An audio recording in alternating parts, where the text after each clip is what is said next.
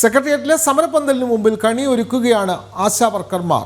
അവർ പ്രതിഷേധിക്കുന്നത് ഇത്തരത്തിലാണ്. സമരം അവസാനിപ്പിക്കാൻ സർക്കാർ കണ്ണു തുറക്കണമെന്ന് മാത്രമാണ് ആശമാർക്ക് പറയാനുള്ളത്. സെക്രട്ടേറിയറ്റിന് മുന്നിലെ സമരപന്തലിൽ നിന്നും പ്രശാന്ത് ശങ്കരമംഗലത്ത് തയ്യാറാക്കിയ റിപ്പോർട്ടിലേക്ക്.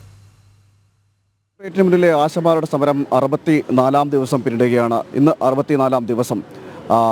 പ്രതിഷേധം ശക്തമാണ്. ഈ 64-ാം ദിവസത്തിലും ഇപ്പോൾ വിഷുദിനത്തിൽ കണി ഒരുക്കിക്കൊണ്ടാണ് ഈ പ്രതിഷേധം നടത്തുന്നത്. അതായത് ഇവരുടെ സമരപ്പന്തലിന് മുൻവശത്ത് കണി, കൃഷ്ണൻ്റെ വിഗ്രഹവും മറ്റ് കണി കാണാൻ ഉപയോഗിക്കുന്ന എല്ലാ നമ്മൾ വീടുകളിൽ എങ്ങനെയാണോ കണി കാണാൻ ഉപയോഗിക്കുന്നത് അതുപോലെ തന്നെ എല്ലാം ഇവിടെ സജ്ജീകരിച്ചിട്ടുണ്ട്. അങ്ങനെ കണി ഒരുക്കിക്കൊണ്ട് തന്നെയാണ് ഈ പ്രതിഷേധം തുറന്നത്. തൊട്ടപ്പുറത്ത് തന്നെ ഒരു കൃഷ്ണനെ, ഒരു ഉണ്ണിക്കണ്ണനെയും ഇവിടേക്ക് കൊണ്ടുവന്നിട്ടുണ്ട്. അങ്ങനെ പ്രതിഷേധം അതിൽ ഒരു കുറവുമില്ല. പ്രതിഷേധം ശക്തമാവുകയാണ്.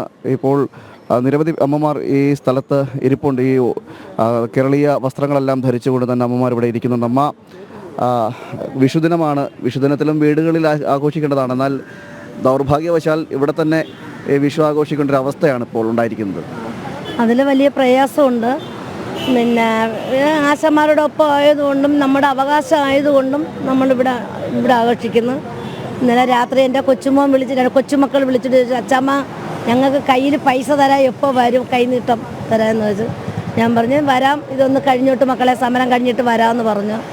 എന്നാൽ ഇതെല്ലാം കണ്ടും ബഹുമാനപ്പെട്ട മുഖ്യമന്ത്രിക്ക് മനസ്സലിവ് തോന്നി. ഞങ്ങൾ എത്രയും ഇതേ ഞങ്ങൾക്ക് പറയാനുള്ളൂ, വേറെ ഒന്നുമില്ല. 64 ദിവസമായി. ഇത്രയും ദിവസം കൊണ്ട് ഞങ്ങളിവിടെ രാപ്പകൽ ഇവിടെ കിടക്കുകയാണ്. എൻ്റെ തല വരെ ഞാൻ മുണ്ടനം ചെയ്തു. ഇതെല്ലാം ചെയ്തിട്ടും അല്പമെങ്കിലും മനസ്സലിവ് ചെയ്ത് ഈ സ്ത്രീകളാണ് ഞങ്ങൾ. വെറും 232 രൂപയേ ഉള്ളൂ. ഇനിയെങ്കിലും ഞങ്ങളെ ഒന്ന് വീട്ടിലോട്ട് പറഞ്ഞ് വിടാനുള്ള ഭാഗ്യം ഞങ്ങൾക്ക് കിട്ടണം.